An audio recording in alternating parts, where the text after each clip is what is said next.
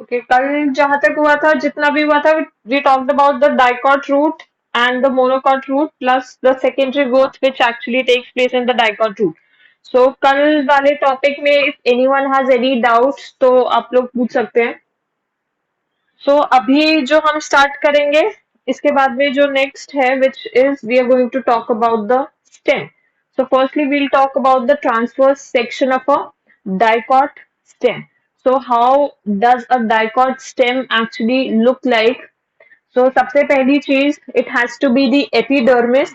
ठीक है, epidermis. Epidermis बोलेंगे in terms of stem, but if you're talking about the root, the word which we are going to use, that is the epiblemma. We have already talked about this in the last class. ठीक है, so ये सब कुछ कल discuss हो गया था.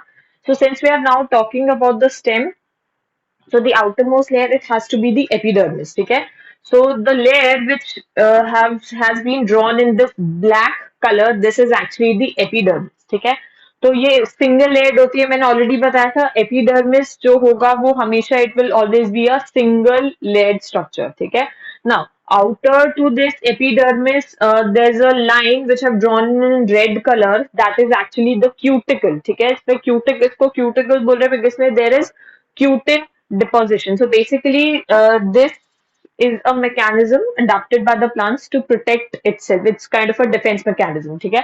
So there's cuticle and there's cutin. So we have already talked about what is cuticle and all of this. So dicot stem के अंदर क्या होगा? The outermost layer, it is going to be epidermis. ठीक है? And epidermis के बाहर में क्या present होगा? There will be cuticle. ठीक है? And when we talked about the different types of tissue systems, in the epidermal tissue system, I mentioned एक तो epidermis होता है, and it also consists of certain epidermal appendages. ठीक है, and in epidermal appendages we talked about the certain structures known as hair or trichomes. ठीक है, तो dicot stem में क्या होगा कि जो एपिडर्मिस से अराइज करता है, basically we'll see it from the cuticle.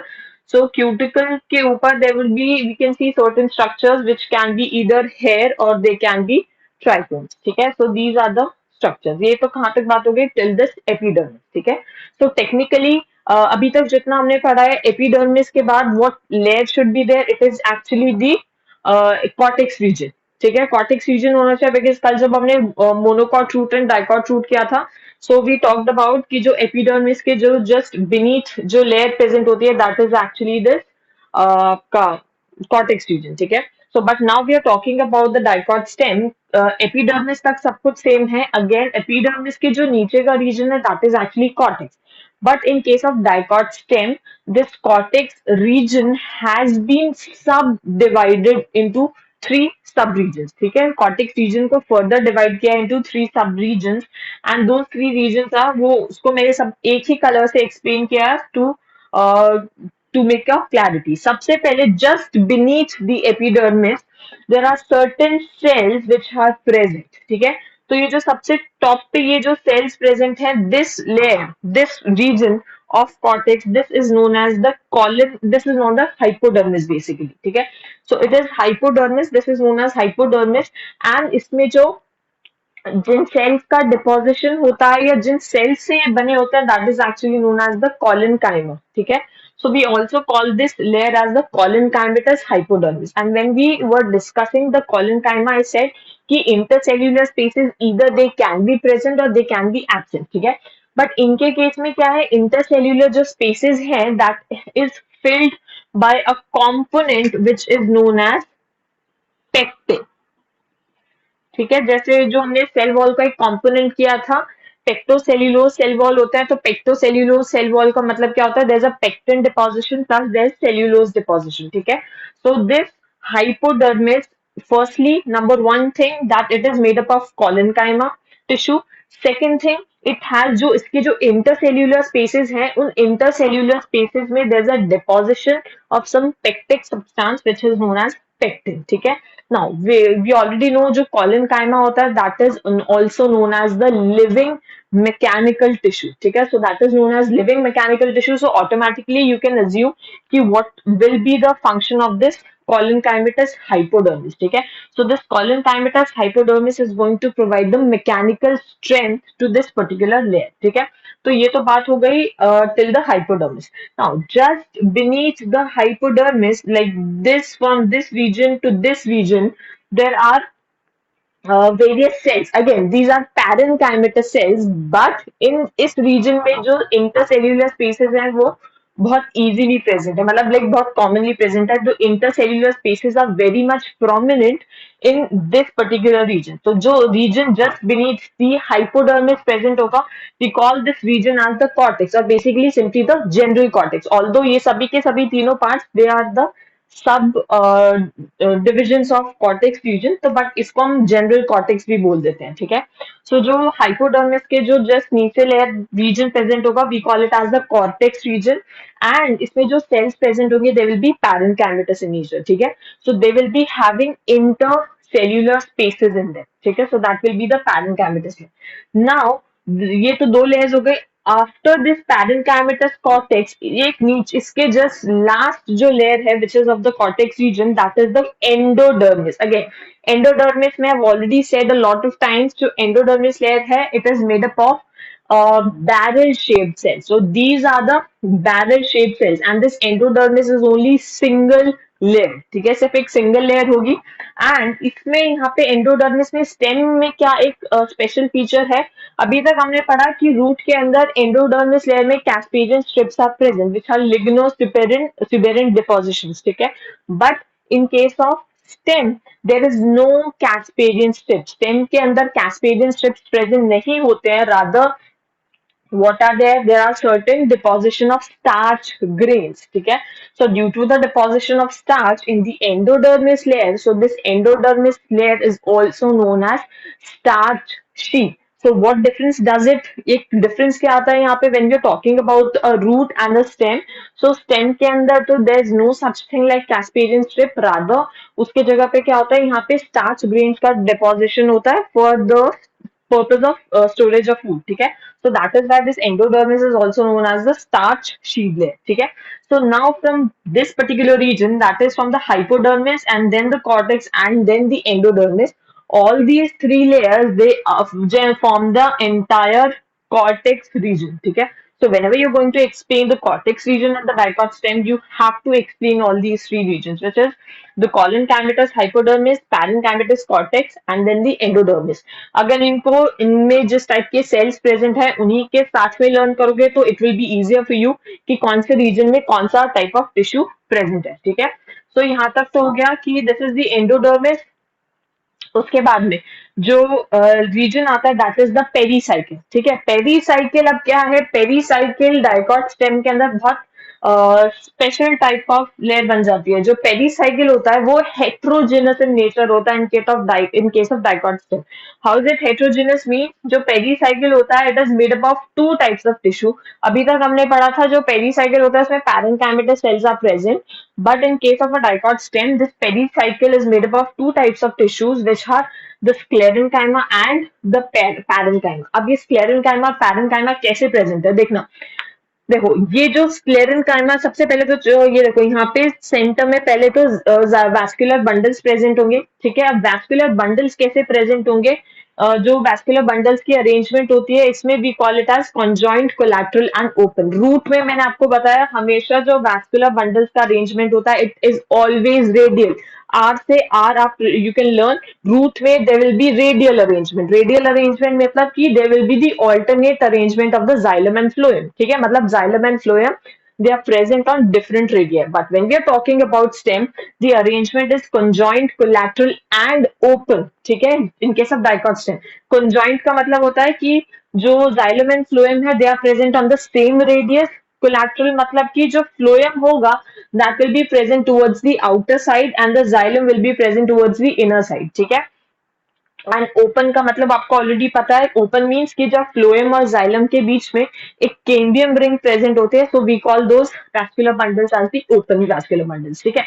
तो अब ये यहाँ पे सेंटर में तो वैस्कुलर बंडल्स प्रेजेंट होते हैं। अब होता क्या है कि जो पेरीसाइकिल है which is heterogeneous in nature, that is made up of two types of tissue, the sclerenchyma and the parenchyma. So sclerenchyma के सेल्स कैसे प्रेजेंट होंगे, sclerenchyma tissue will be present like just above the phloem, तो phloem के just above जो region है that will be the sclerenchymatous in nature, ठीक है। तो यहाँ पे जो फ्लोएम के जस्ट ऊपर मैंने जो सेल्स बनाए हैं ग्रीन कलर में, these are the sclerenchyma cells. Similarly इधर में भी फ्लोएम के ऊपर जस्ट जो सेल्स है these are the sclerenchyma cells, but in the centre मतलब जो ये बीच का ये जो रीजन है, दिस पर्टिकुलर रीजन, यहाँ पे कौन से सेल्स प्रेजेंट होंगे, यहाँ पे पैरेंकाइमेटस सेल्स प्रेजेंट होंगे, ठीक है। So this particular region just endodermis के नीचे से एंड दिस पर्टिकुलर फ्लोएम से जस्ट ऊपर तक, ठीक है। So this region is particularly constituting the pericycle, ठीक है। तो दो टाइप्स के टिश्यूज प्रेजेंट होंगे, the sclerenchyma and parenchyma. Sclerenchyma कहाँ पे प्रेजेंट होगा, just above the phloem, and जो आपका पैरेंकाइमा है वो कहाँ पे प्रेजेंट होंगे, in between these sclerenchyma tissue, ठीक है।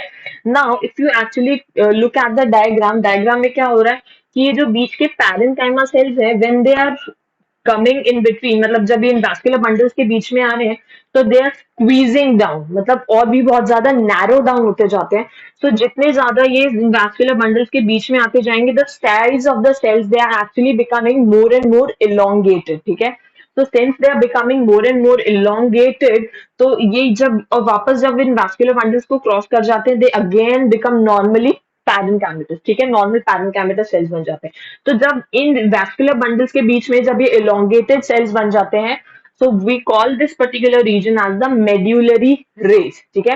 तो अब ये medullary rays का क्या फंक्शन है, this medullary rays actually helps in the lateral and the radial conduction of water, ठीक है। So this basically, this medullary rays region, it helps in the lateral and the radial conduction of water, ठीक है। अब देखो यहाँ पे तो ये मेड्यूलरी रेज बना लिया, अब यहाँ पे क्या हो गया, अब इसके नीचे जो नॉर्मल वापस पैरेंकाइमेटस सेल्स है ये क्या बनाएंगे, पिथ। सो यहाँ पे पिथ किस में हेल्प कर रहा है, this is helping in the storage of the food. So this is the simplest diagram that I've tried making of this dicot stem. इससे simplest diagram नहीं हो सकता है। Outermost layer has to be epidermis. Just outside the epidermis there is the cuticle layer, ठीक है। And cuticle के ऊपर there certain additional structures are also present which can be hair or which can be trichome, ठीक है। Just beneath the epidermis, what is present? There's a hypodermis layer. All these regions, they are the subdivisions of the cortex region, ठीक है। तो यहाँ पे क्या present है, hypodermis, hypodermis made up of collenchyma. Number two thing that it has the deposition of pectin, ठीक है। तो यहाँ पे जो इंटरसेल्यूलर स्पेसेस हैं they are completely occupied by the pectin, ठीक है। Just beneath the hypodermis there is the cortex region which is parenchymatous. जहां पे भी पैरेंकाइमेटस वर्ड आएगा तो वहां पे एक एडिशनल फंक्शन हो जाएगा, that is the for the storage of food, ठीक है। सो दिस कॉर्टेक्स लेयर का मेन फंक्शन है it to store the food, ठीक है। उसके बाद में जो एंडोडर्मिस लेयर होती है, this is the single layer. यहाँ पे there are no Casparian strips present, ठीक है। रादर यहाँ पे it helps in the storage of the starch, so that is why this endodermis is also known as starch sheet, ठीक है। And all these three layers they collectively known as the cortex. Now if you talk about the vascular bundles, center में vascular bundles present होंगे, outer side phloem, बीच में there will be this cambial ring and this is the xylem which is present towards the inner side. Now जो pericycle होगा it is heterogeneous in origin which means sclerenchymatous and parenchymatous. तो जो sclerenchyma tissue present होगा that will be present just above the phloem and the parenchymatous tissue will be present in between. यहाँ पे this will be the parenchyma, ठीक है। And the parenchyma cells as they move inward in between the vascular bundles they start becoming elongated because they're getting squeezed down, ठीक है। So when they're getting squeezed down and the cells they become elongated, so these form they are known as the medullary rays, ठीक है। And then on the inner side of the medullary rays when they again become parenchymatous, that region is known as pit, ठीक है। Now if we talk about the arrangement of the vascular bundles, so this is how the vascular bundles they are actually present. Vascular bundles I've already told you, जो vascular bundles होते हैं they are conjoined, collateral and open. Conjoined मतलब कि both the xylem and phloem present on the same radius, Collateral means that the phloem will be present on the outer side and xylem on the inner side, and open means that a strip of meristematic cells, which is the cambium, it is present between xylem and phloem. So that is known as cambium. ठीक है. अब इसमें arrangement क्या होती है? Roots में हमने पढ़ा था बीट द डाइकॉट रूट और beat the monocot root. The arrangement of xylem was exarch. ठीक है. But in case of stem, the arrangement of xylem is going to be endarch. Endarch means the metaxylem is going to be on the outer side and the protoxylem is going towards the inner side. So this is the metaxylem which is present on the outer side, and जैसे जैसे we are moving towards inside, towards the pit, यहाँ पे क्या present होंगे? There will be protoxylem, and यहाँ पे on the outer side there will be this metaxylem. ठीक है? So this is the arrangement of the vascular bundles, and this is how you're going to describe the dicot stem. So अगर किसी को इसमें कोई doubt है तो you can ask me, otherwise you can take the screenshot of this.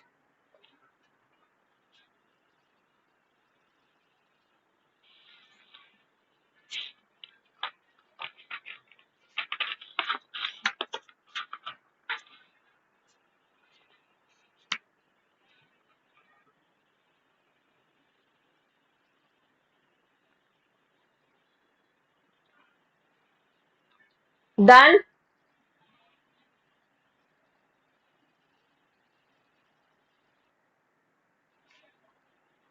पिछला पढ़ के आए हो कल वाला सारा, डाइकॉट रूट और मोनोकॉट रूट? इस साइड वाला ले लियो, ये वैस्कुलर बंडल वाला.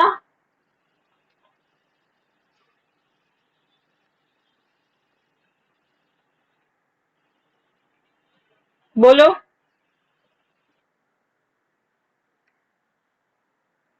अरे रूट में पढ़ाया था ना कि एग्जार्ट्स अरेंजमेंट होगा, मतलब एग्जार्ट्स मतलब कि जो प्रोटोजाइलम होगा वो बाहर के साइड पे होगा, जो मेटाजाइलम होगा वो अंदर के साइड पे होगा. ठीक है. बट यहाँ पे जो अरेंजमेंट है स्टेम के अंदर, the arrangement is getting reverse, which means that is the arrangement is endarch. Endarch मतलब कि बाहर के साइड पे there is metaxylem and on the inner side there is protoxylem. So the situation is getting reversed in this. Clear? कोई doubt है तो और बोलो, और कोई डाउट है तो इसमें.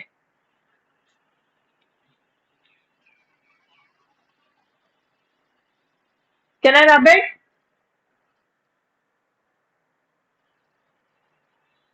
क्या रीड करना है?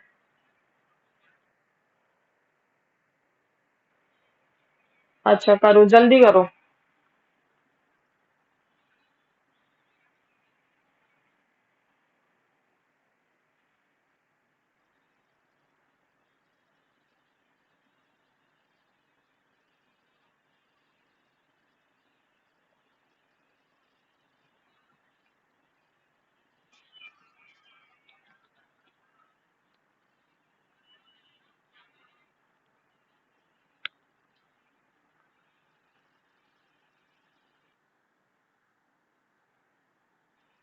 कहाँ पे बीच में?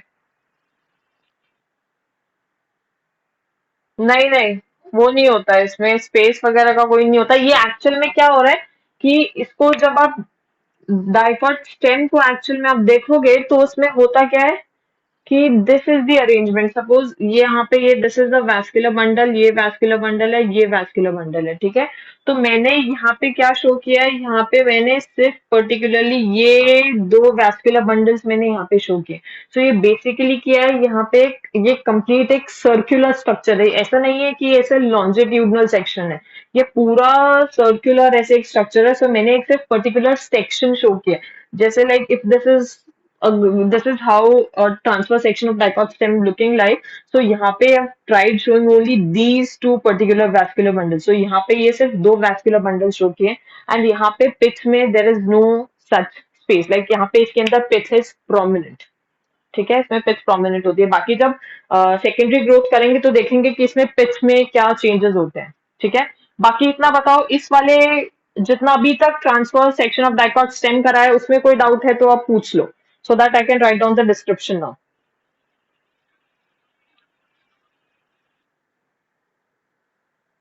केम्बियम बच्चे जब अभी सेकेंडरी ग्रोथ होगा तो केम्बियम का सेकेंडरी ग्रोथ में रोल इंपॉर्टेंट होता है, मतलब क्योंकि सेकेंडरी ग्रोथ में मैंने क्या बोला था कि सेकेंडरी ग्रोथ का मतलब क्या होता है कि अगर वो प्लांट की विड्थ को इंक्रीज करेगा, एंड जो प्राइमरी ग्रोथ होता है वो प्लांट की हाइट को इंक्रीज करता है। अब सेकेंडरी ग्रोथ की रिक्वायरमेंट क्यों है?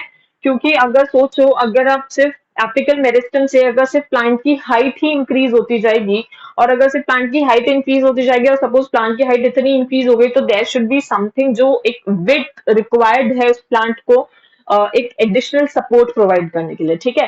तो जितनी भी प्लांट की हाइट इंक्रीज होनी होती है वो हो जाती है प्राइमरी ग्रोथ से, which is due to the apical meristem, ठीक है। तो जब सेकेंडरी ग्रोथ होनी होती है तो to provide support to the plant, तो जब सेकेंडरी ग्रोथ होती है, सेकेंडरी ग्रोथ क्या होती है?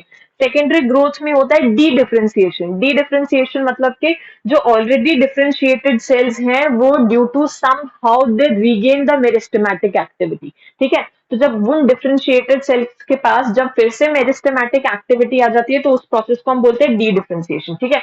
तो यहाँ पे भी पर्टिकुलरली क्या है, ये जो केम्बियम है this is a strip of meristematic cells, मतलब इसके पास मेरिस्टेमेटिक एक्टिविटी प्रेजेंट है, बट इस केम्बियम का प्राइमरी ग्रोथ में कोई रोल नहीं है, ठीक है। प्राइमरी ग्रोथ में केम्बियम का as such there is no role, so यहाँ पे particularly it is kind of acting as a differentiated tissue. But जब सेकेंडरी ग्रोथ होनी है तो सेकेंडरी ग्रोथ में किसी टिश्यू को तो मेरिस्टेमेटिक एक्टिविटी को रिगेन करना पड़ेगा, because obviously that is the D differentiation. तो इसमें होता क्या है, जब सेकेंडरी ग्रोथ होती है तो ये जो केम्बियम के सेल्स हैं दे बिकम मेरिस्टेमेटिक, ठीक है। तो जब केम्बियम के सेल्स मेरिस्टेमेटिक हो जाते हैं, so this helps in forming the helps in developing the secondary growth in the plant, ठीक है।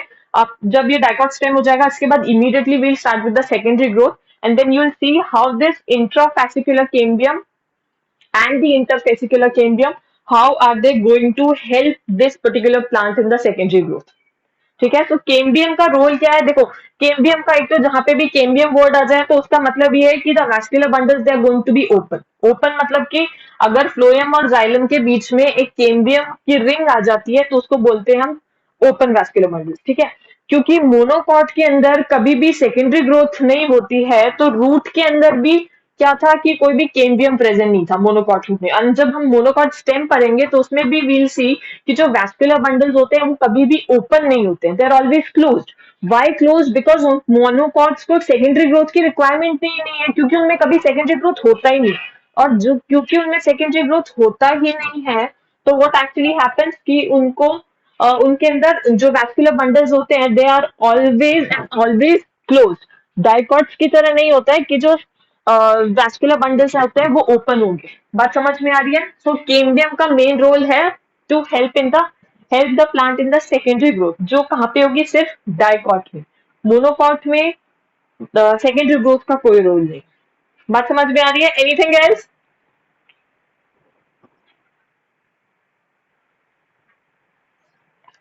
Can I rub it now?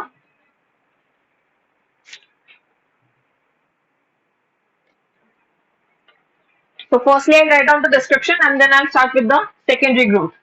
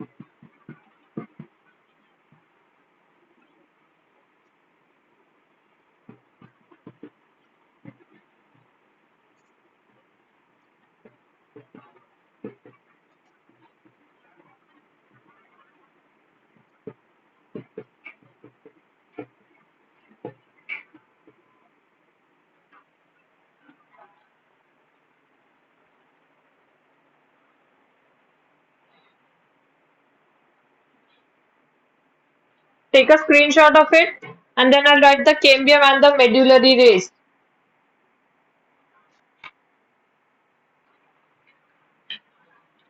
Everyone done? Can I rub it? किसको क्लियर नहीं है? बाकी को भी क्लियर नहीं है? बाकी लोग को?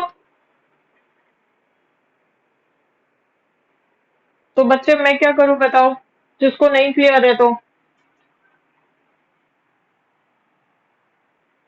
So बच्चे you can again try rejoining.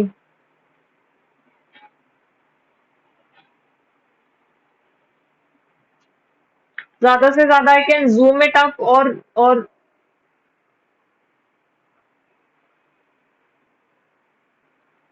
so can I rub it now? Have you taken the photo?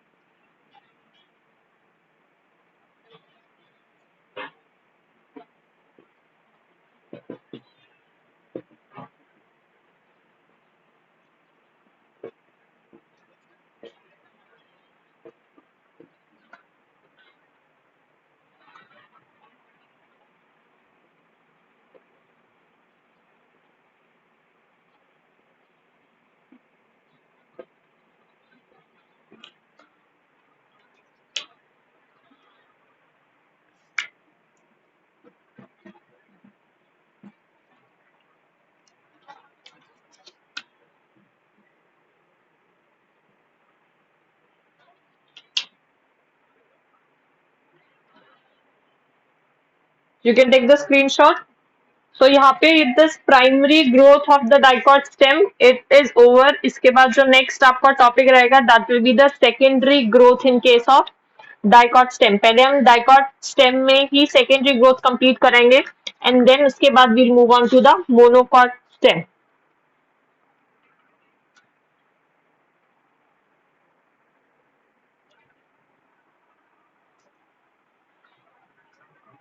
Done? Can I rub it?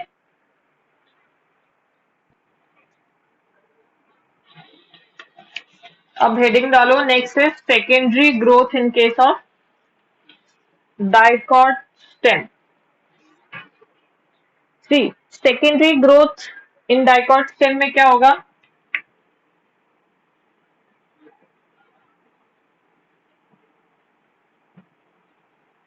Secondary growth already आपको पता है कि what is secondary growth?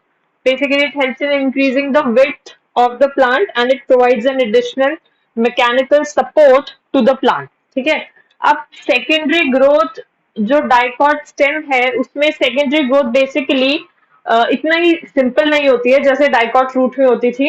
In case of dicot stem जो secondary growth है it actually takes place at two places. So there are two places where the secondary growth takes place. So there are two places where secondary growth takes place. ठीक है? And what are those two places? एक होता है vascular region and एक होता है cortex region. ठीक है? vascular region से मतलब obviously vascular bundles. ठीक है?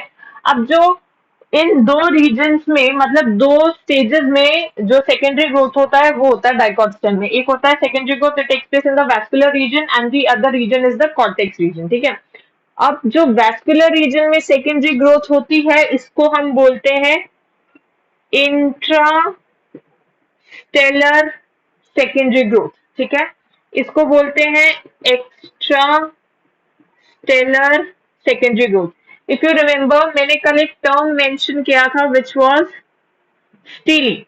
सो व्हाट इज स्टीली? स्टीली के लिए मैंने बोला था all the tissues which are present on the inner side of the endodermis that constitutes the stele. So endodermis के अंदर क्या क्या प्रेजेंट होगा? There will be pericycle vascular bundles and pits. So all these three regions, which is pericycle, vascular bundles and the pits, they all three collectively they are known as stele. ठीक है? तो क्योंकि dicot stem में जो secondary growth है, it is taking place in two region. One is the vascular region it is obviously present inside of the endodermis. ठीक है, so इसलिए इस रीजन को भी call it as the intrastelar. ठीक है, whereas जब कॉर्टेक्स रीजन में जो हो रहा है, it is present on the outer side of the endodermis, so that is why we call it as the also known as the एक्स्ट्रास्टेलर.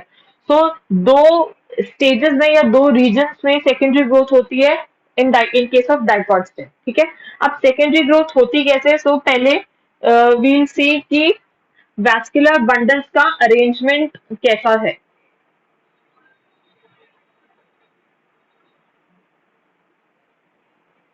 ठीक है, सो वैस्कुलर बंडल सपोज एक यहाँ पे प्रेजेंट है.